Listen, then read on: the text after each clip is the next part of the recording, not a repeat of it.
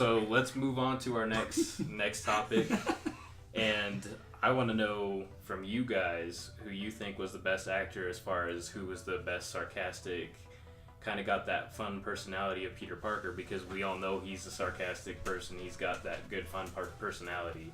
He's got good comebacks, good one-liners. Who do you think nailed that role better as far as Tobey Maguire, Andrew Garfield, or did they do better than Tom Holland as far as getting that done? Me personally, I feel like Tom Holland wasn't very sarcastic. He was just like stating obvious, but he was nerdy. Like, it was pop culture references. Yeah, it was like movie. Yeah, they even made a joke of it. Yeah, and I mean, I don't think like what maybe the one sarcastic part he had was when he was talking to Doctor Strange, and he was like, you know, hi, what's your name? And he was like, oh, I'm Doctor Strange. He's like, oh, we're using our made up names. I'm Spider-Man. Like, that was maybe it. Everything else was, and that wasn't even in his own movie. That was in Infinity War. So if we're just going to base this off of his one movie, and not the 3 movies, he literally wasn't sarcastic in his whole entire movie. He talked to a robotic girl the whole time as if he was like falling in love with her. Mm-hmm. I mean, if you could show me where he was sarcastic in the movie, I'll probably appreciate it a little bit more, but I don't feel like I remember him having sarcastic moments in the movie. Besides talking with his friend, but that's like... Everyone does it. We do it all the time. Yeah, so it's like, it's not really... You can. I mean, I'm sure everybody agrees, though, that that's a very important part of his personality. Peter Parker as a character is that kind of wittiness to his character. So if we're going to go with the cheesy jokes and the wittiness, I'm going to go Andrew Garfield. He's hippie, not hippie, he's a hipster. He's making jokes at everything. The rhino scene, pulled your pants, so he's like, hey, go pick those up. He's just making all these quick little jokes at everybody he was fighting. Or he was fighting the bully in school. Yeah. Like, that whole scene was way better than anything Tom Holland did. I think they like Andrew Garfield more than Tobey Maguire. No, the question was, who fits the more... Their sarcastic side. Yeah, sarcastic Spider-Man, and it would be Andrew Garfield. Alright, so do you guys feel like Tom Holland hit any of those notes? Did he hit the sarcastic notes? Was he fun? Was he a witty Spider-Man? Because, like I said, that's a very important part of his personality. Did he show that on camera in those movies for you guys?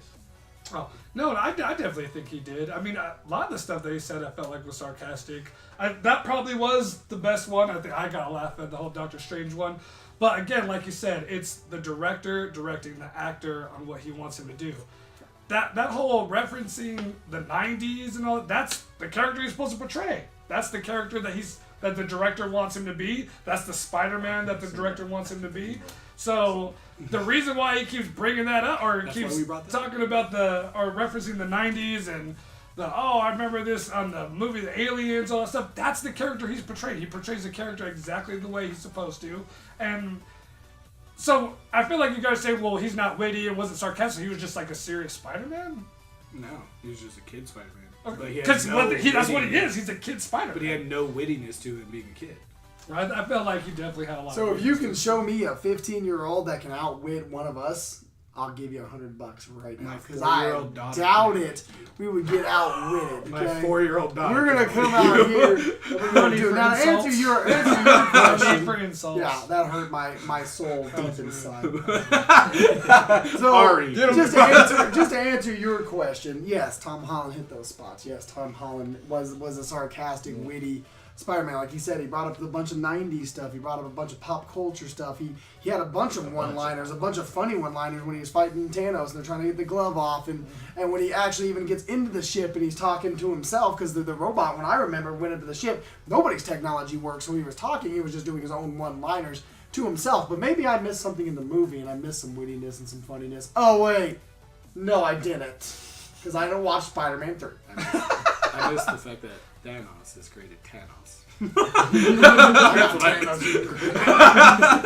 I got the big glove. Now when he said it sounded really normal. Yeah. Alright, well, we can argue pronunciation on the next debate. We can do that next time if you guys want. That'll be our next one. I hope we get found. But so the very last thing I want to do, you guys, we've covered a lot. I just want to hear a final argument from each side. There will be no rebuttal on each of these. It's just a final argument. So we are going to go ahead and start with you guys on your final argument on Tom Holland and why he's the best. Okay, so I feel like the reason why Tom Holland is the best. I mean, we pretty much covered all the bases. He's interrupting. Can you calm this down, please? This rude bunch over here. I mean, can't even be professional. These rebel rousers. But no, man. I mean, like I said, we got a lot more Tobey Maguire because we got 3 full movies with him, and again, we got 3, not 2, and the third one it counts, and it was a piece of crap. Blah. So even if we just take the 2 away, yeah, the first one and the second one they're good, but again, we got an origin story with Tobey Maguire and moved all the way up to piece of crap third movie. With Tom Holland, we've gotten 1. They skipped it. Again, it's a different Spider-Man. If I'm just looking at Tom Holland, the actor, and what he was told to do with his character as being a 15-year-old high school kid, I feel like he nailed it. I mean, there's only so much you can do when the movie's fully CGI, when he's got it's an Iron Man suit. It's not just a suit that he made. And so he's not always going to be, you're going to hear his voice. The suit's not going to look, or, I guess if you say it doesn't really match what he's saying through the suit, but that's just the way they did the movie. I mean, his suit, it's like, oh, well, he's just trying to figure out his suit the whole time. Well, yeah, it's Iron Man's suit. It does way more than what Tobey Maguire's suit did. And I feel like his acting through all that with other great actors, I felt like he held his own, and he looked great. I would like to have a final thought if I could. Thank you for asking. That's nice. So the last thing I'm going to say is going to be kind of a vicious attack, because here's what I'm going to say to finish this off. You guys say that, he came, he saved their lives on that train, so they gave him the decent quality of not taking the picture, right? He saved their lives. They're in New York. Show me a handful of decent people in New York and I'll give you $100, because not true. Someone's going to take his picture too. You said that he did what the directors and the writers told him to do in Spider-Man 3. He had to do it. He had to be that guy. So do you think that Tom Holland talking and falling in love with his robot friend, as you guys say, wasn't something that was written and directed for him that he had to do? Strange. But with all that being said, to wrap up this into a nice little bow, put it on top, and shove it up Jonathan's ass. Nope. More disrespect. Is that Tom Holland, even with all those great actors around him, Robert Downey Jr., Academy Award winner, Chris Evans, just people who are great actors, been around, legends in this business. This 15-year-old kid came up to the scene, made us love Spider-Man, and put on some of the greatest acting I've ever seen to match those legends. That was great. The degree of difficulty between stopping a train and keeping a boat together. With electronic the fucking boat, jets? Oh, wow. That was rude. Interrupting. The degree of difficulty with the boat, way higher than stopping the train. Just All right, so that's it for you guys. Final thoughts on your side. Sweet. Okay, I'm going to start off with the boat scene real quick. He didn't do it by himself. He had Iron Man help him. So let me just get that out. That hurts. But second of all, so we keep bringing up the same thing. Spider-Man 3 was trash, blah, blah, blah. He did really bad. Tobey Maguire did really bad in it, blah, blah, blah. But then we also keep bringing up the fact that Tom Holland, that's just how they wanted it to be. That's how they directed it. That's how they did it. I don't understand why the same argument can't go for 3. I'm still not saying 3 is a good movie. It's still pretty trash. I'm not going to say it's great, but that's what I'm saying. You can't argue that a movie was garbage, blah, blah, blah, blah, blah, because of the actor, but then go off and say, oh, well, he's playing a 15-year-old because that's what they want. It doesn't make any sense. That's what they wanted him to do in Spider-Man 3. I'm not saying it was properly done. Badly. I'm not saying it's properly done, and we've seen that because, look at, just referencing another movie really quick, Batman vs. Superman, was Zack Snyder was directing, was starting off great, and then when Josh Whedon took over, he completely abolished it. So it's really the director who makes that happen. Okay, third, the robotic suit, to me, you guys can't bring it up like Iron Man gave him this suit. We don't need an origin story, and blah, blah, blah, blah. Technically, if you really want to look at it, Homecoming had an origin story with him getting to know his suit the same way Tobey was getting to know his powers. Am I right? Yeah. Because he was learning all the different capabilities of his suit. But one of the main differences and what makes Spider-Man great is that he's learning it off of instinct. He has spider sense. He's doing it all because he's an intelligent kid. He's not doing it because of a suit telling him like, hey, you can do this, you can do this, you can do this. That's why I related to Tobey's character more than Tom Holland's. It's because we're looking at pure Spider-Man. His Spidey sense is way more important than a mechanical suit telling him what to do. That's like his base of a character. That's why he cannot be stopped as a character. That's why he's probably the most powerful Marvel character there is because his spider sense takes over everything. That's why whatever side he's on is a main factor. And learning it with Tobey, him actually just learning it, I mean, it showed the relevance of how like strong the Spidey sense is to that character. Whereas Tom Holland, a girl is telling him what to do, and that's why I feel like Tobey's character was better because the backstory of him learning it made you connect with him more than just saying like, man, he got bit by a spider, and then his friend like, wow, where's the spider? Can I get bit by it? He's like, I don't know, I killed it. Ugh. Like, okay, that's great. You know, you don't need to show it. You don't need to show. It is common sense kills by they're gross, but you don't need to show it. I do understand that, but that's why I connected more with Tobey's character, way more. And then to say that his acting was on par with Legends, let me rewrap the president and shove it back up your ass. Nope. Because there's no way that his acting was on par with Robert Downey Jr. and Chris Evans and Cumberbatch and even freaking Black Widow. Like, you can't tell me his acting was on par with these people.